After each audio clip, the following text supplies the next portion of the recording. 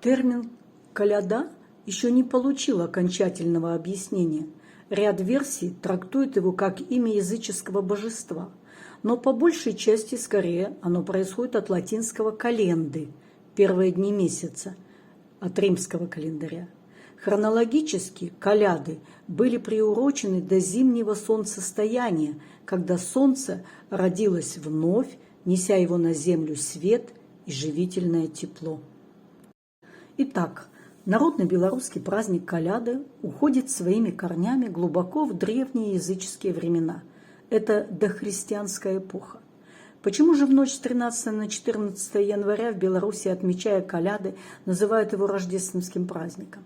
Давайте посмотрим, что осталось от язычества и что вплелось христианского.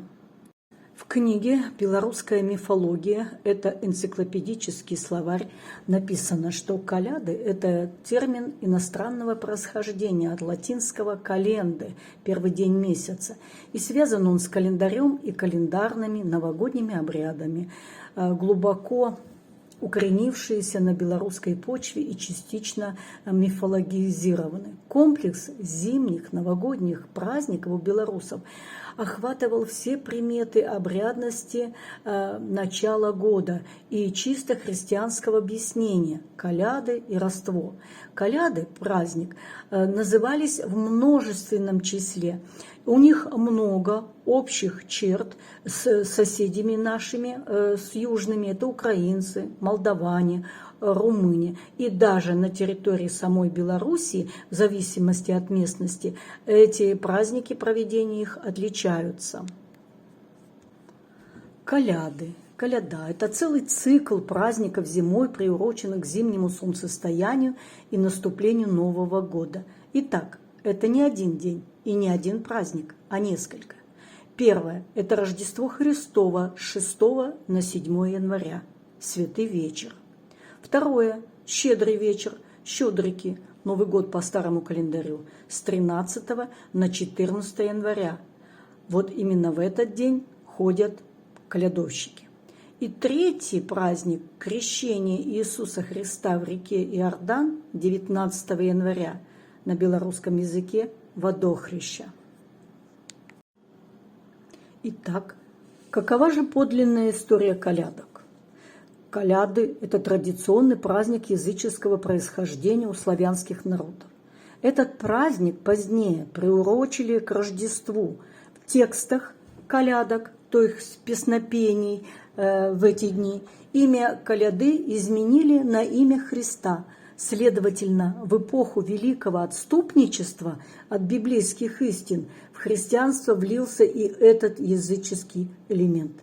Колядки тесно связаны со спиритизмом, то есть колдовство, ворожба. Ряженых всегда встречают приветливо, так как в народе бытовало суеверие, что в них являются духи предков.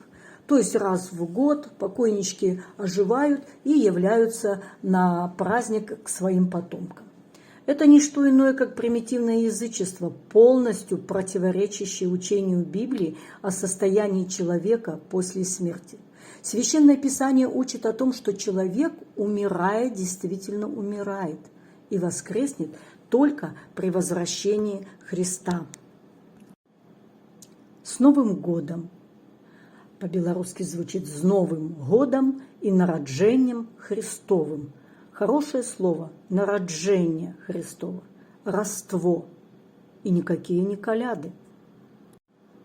С тех пор, как в Беларуси приняли христианство и у наших соседей вокруг наших земель, то в этот святой вечер, когда принято было праздновать Рождество Христово, ходили колядовщики и пели песни. Эти песни назывались колядки. Они носили с собой звезду, образ Вифлеемской звезды, которая показала дорогу пастухам и мудрецам к яселькам, где родился Иисус Христос.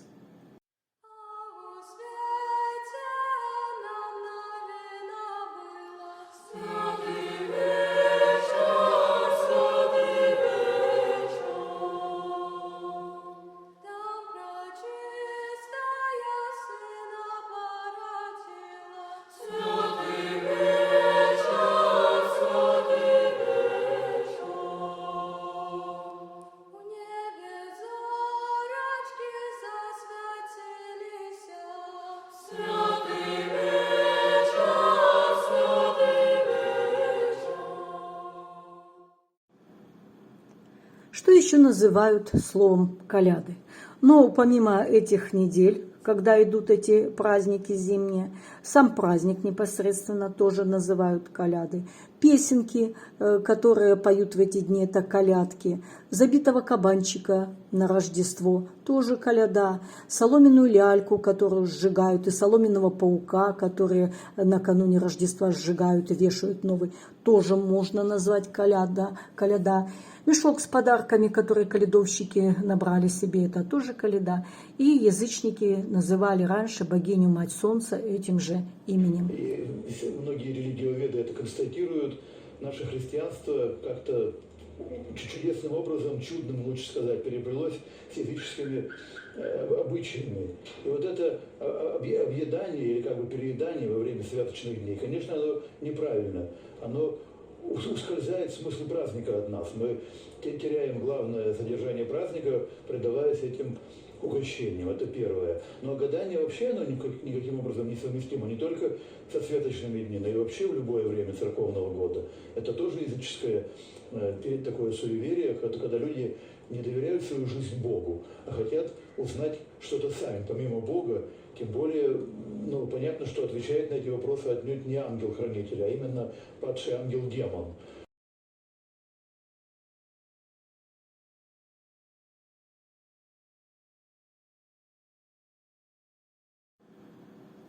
Начало, середина и конец двухнедельных рождественских празднеств отмечались особым обрядовым застольем – кутя. Кутя – это крутая перловая каша, была блюдом с чрезвычайно высоким ритуальным статусом, которым она сохраняется и до сих пор в белорусском народе.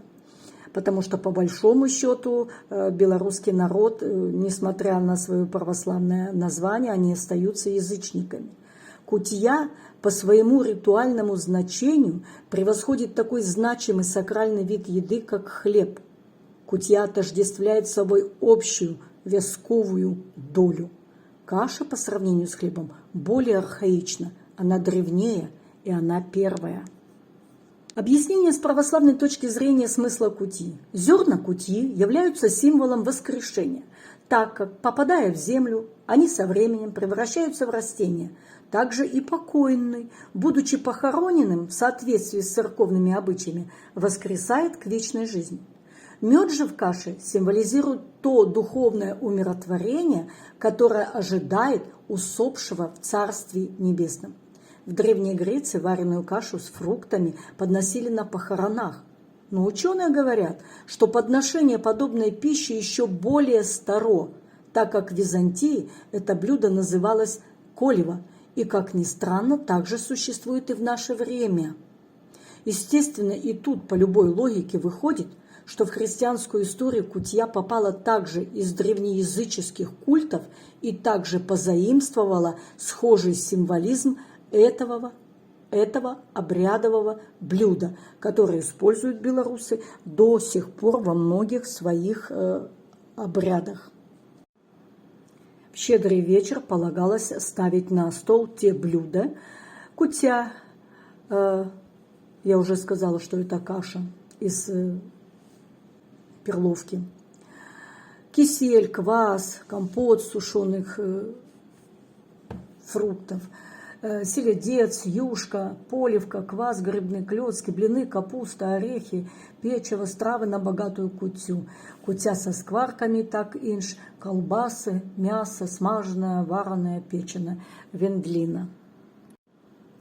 Нечистая сила, которая используется колядовщиками в этот вечер. Это коза, символ смерти, черт, в славянской мифологии злой дух, озорной, игривый, похотливый, дед и баба, образы умерших предков и так дальше.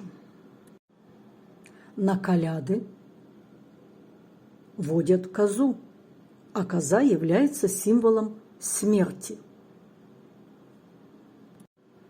Из учебников и материалов по этнографии белорусского народа доктора исторических наук, профессора-этнографа Лобача Владимира Александровича. Он является автором многих учебников по этнографии в Беларуси. Так вот, он говорит о том, что колядовщики – это ни в коем случае не театральные персонажи. И эти персонажи, которых они представляют, абсолютно не случайные. Все это в советское время свели до деревенских забав и народного театра. Все персонажи, где дед представляет собой Бога, наряду с этим персонажем тут уже идут потусторонние персонажи, чужеродные. Обход колядовщиков затрагивал все подворья деревни. Всех охватывали колядными спевами. На первое место выходила магия слова.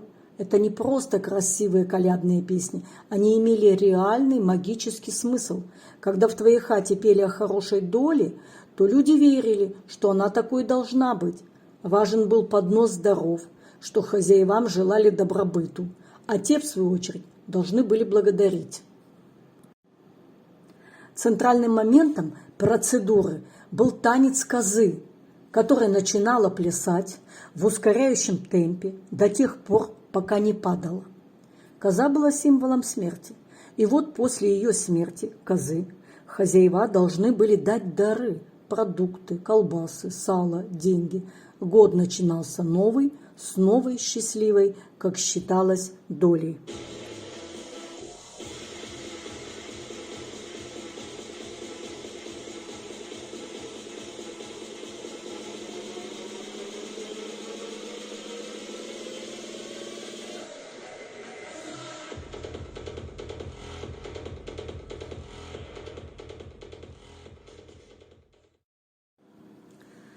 В наши дни обряд коляды сохранился не в каждой деревне, не в каждой местности. Везде отмечают его по-своему. В нашей деревне я никогда не видела, чтобы ходили на Рождество в святый вечер и пели рождественские песни по хатам, потому что подавляющее большинство наших весковцев люди неверующие. И при опросе, когда спрашиваешь, верите ли вы в Бога, они говорят, ну, может быть, да, что-то веришь, что-то нет. Какие уже тут колядные песни. Но зато дело меняется, когда доходит с 13 на 14. И, конечно, многое уже утратилось, не имеет того смысла, люди не знают, что это языческого происхождения. Это просто праздник, когда люди веселятся, скорее всего, это напоминает театральное действие. Но, тем не менее, те, которые считают себя христианами, готовясь ко второму пришествию Иисуса Христа на землю, о чем сказано в Писании, должны очень осторожно подходить к таким праздникам, где имя Божие не только не прославляется, но, наоборот, потешается. Но раньше колядки имели очень хороший нравственный характер, богословский характер. Не то, что сегодня. Сегодня просто набор слов, которые ни к чему не ведут. Сегодня вспомнят и всех, и беса, и Ирода, и пропоют и тому. Но самое главное, песнопения должны быть направлены на прославление пришествия Христа Спасителя.